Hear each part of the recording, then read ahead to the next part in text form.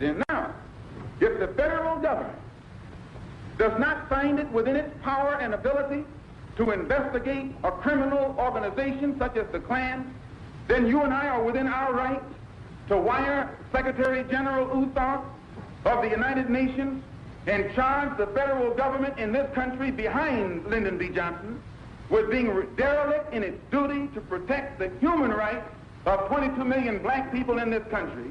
And in their failure to protect our human rights, they are violating the United Nations Charter, and they are not qualified to continue to sit in that international body and talk about what human rights should be done in other countries on this earth.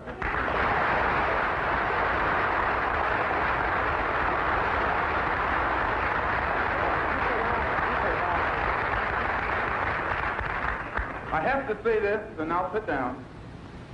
Back during slavery, when black people like me talked to the slaves, they didn't kill him. They sent some old house Negro along behind him to undo what he said.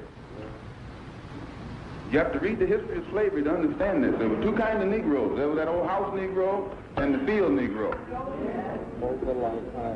And the house Negro always looked out for his master. When the field Negroes got too much out of line, he held them back in check. He put them back on the plantation. The house Negro could afford to do that because he lived better than the field Negro. He ate better, he dressed better, and he lived in a better house. He lived right up next to his master in the attic or the basement. He ate the same food his master ate and wore his same clothes. And he could talk just like his master. Good diction. And he loved his master more than his master loved himself. That's why he didn't want his master hurt. If the master got sick, he'd say, "What's the matter, boss? We sick?" He was as sick as the master.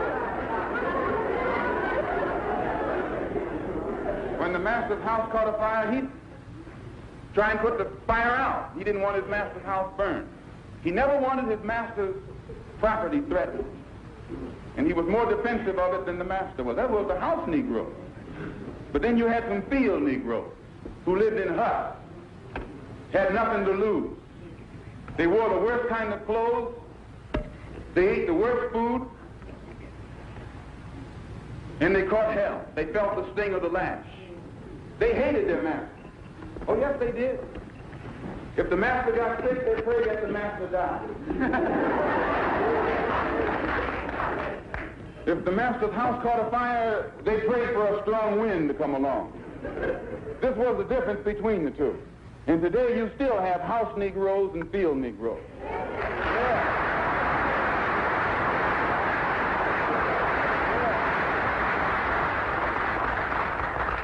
I'm a field Negro. If I can't live in the house as a human being, I'm praying for a wind to come along. If the master won't treat me right and he's sick, I'll tell the doctor to go in the other direction. But if all of us are going to live as human beings, as brothers, then I'm for a society of human beings that can practice brotherhood. So before I sit down, I want to thank you for listening to me. I hope I haven't put anybody on the spot. I'm not intending to try and stir you up and make you do something that you wouldn't have done anyway.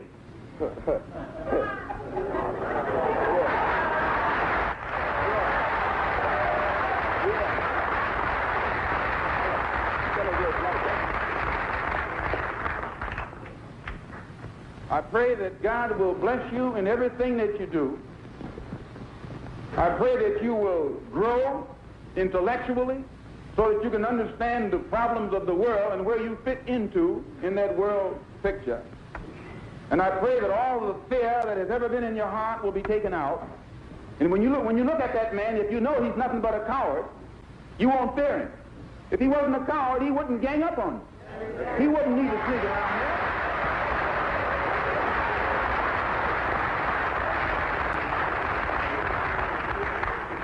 This is how they function. They function in mobs. That's a coward. They put on a sheet so you won't know who they are. That's a coward. No. The time will come when that sheet will be ripped off. If the federal government doesn't take it off, we'll take it off.